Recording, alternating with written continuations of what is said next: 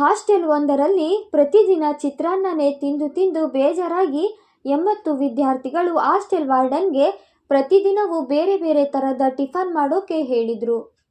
ಆದರೆ 100ರಲ್ಲಿ 20 ಜನರಿಗೆ ಮಾತ್ರ ಪ್ರತಿದಿನ ಚಿತ್ರಾನ್ನನೇ ಬೇಕಾಗಿತ್ತು.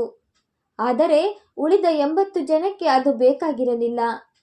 ಅವರಿಗೆ ಬಗೆ ಬಗೆಯ ಉಪಹಾರ ಬೇಕಾಗಿತ್ತು. ಆಗ ವಾರ್ಡನ್ ವೋಟಿಂಗ್ ಮಾಡೋಣ, ಯಾರ ಪರವಾಗಿ ಹೆಚ್ಚು ವೋಟ್ ಬರುತ್ತೋ ಅದೇ ಮಾಡೋಣ ಅಂತ ತೀರ್ಮಾನಿಸಿದರು. ಯಾವ 20 ವಿದ್ಯಾರ್ಥಿಗಳಿಗೆ ಚಿತ್ರಾನ್ನ ಇಷ್ಟ ಇತ್ತೋ ಅವರು ಚಿತ್ರಾನ್ನಕ್ಕೆ ವೋಟ್ ಹಾಕಿದ್ರು. ಉಳಿದ 80 ಜನ ವಿದ್ಯಾರ್ಥಿಗಳು ಮಾತ್ರ ಒಂಚೂರು ಯೋಚನೆ ಮಾಡದೆ ತಮಗಿಷ್ಟವಾದ ಉಪಹಾರಗಳ ಬಗ್ಗೆ ಜಗಳವಾಡೋಕೆ ಶುರು ಮಾಡಿದ್ರು. ತಮ್ಮ ಬುದ್ಧಿ ವಿವೇಚನೆಗೆ ಕೆಲಸ ಕೊಡಲೇ ಇಲ್ಲ. ತಮಗಿಷ್ಟವಾಗೋ ಉಪಹಾರಗಳಿಗೆ ವೋಟ್ ಮಾಡೋಕೆ ಶುರು ಮಾಡಿದ್ರು. 18 ಜನ ದೋಸೆ, 16 ಜನ ಪರೋಟ, 14 ಜನ ರೊಟ್ಟಿ, 12 ಜನ ಬ್ರೆಡ್ ಬಟರ್, 10 ಜನ ನೂಡಲ್ಸ್, 10 ಜನ ಇಡ್ಲಿಗೆ ವೋಟ್ ಮಾಡಿಬಿಟ್ರು. ಈಗ ಯೋಚನೆ ಮಾಡಿ ಏನಾಗಿರಬಹುದಂತ. ಆ ಹಾಸ್ಟೆಲ್ನಲ್ಲಿನ ಕ್ಯಾಂಟೀನ್ನಲ್ಲಿ ಈಗಲೂ ಆ 80 ವಿದ್ಯಾರ್ಥಿಗಳಿಗೆ ಚಿತ್ರಾನ್ನನೇ ಗತಿಯಾಗಿದೆ.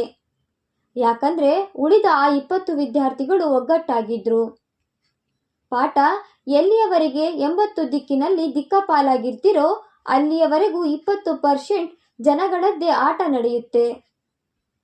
ಒಗ್ಗಟ್ಟಾಗಿ, ಉತ್ತಮರಾಗಿ, ಶಿಕ್ಷಿತರಾಗಿ, ಸಂಘಟಿತರಾಗಿ, ಇಲ್ಲಾಂದರೆ ನೀವು ಸಹ ಚಿತ್ರಾನ್ನನೇ ಆಗಿರ್ತೀರಾ.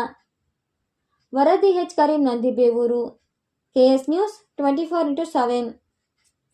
ಗ್ರಹಚಾರ ದೋಷ, ಆರ್ಥಿಕ ಅಡಚಣೆ, ವ್ಯಾಪಾರದಲ್ಲಿ ನಷ್ಟ, ನಿರುದ್ಯೋಗ, ಸಾಂಸಾರಿಕ ವಿರಸ, ಸ್ತ್ರೀ ಪ್ರೇಮ, ವಶೀಕರಣ, ಬೆಂಬಿಡದ ರೋಗ ರುಜಿನಗಳು, ವಿದೇಶ ಪ್ರಯಾಣ, ಸಕಲ ಸಂಪತ್ತಿದ್ದರೂ ಮನಃಶಾಂತಿಗೆ ಕೊರತೆ, ಹೀಗೆ ಸಮಸ್ಯೆಗಳು ಯಾವುದೇ ಇರಲಿ ಪರಿಹಾರ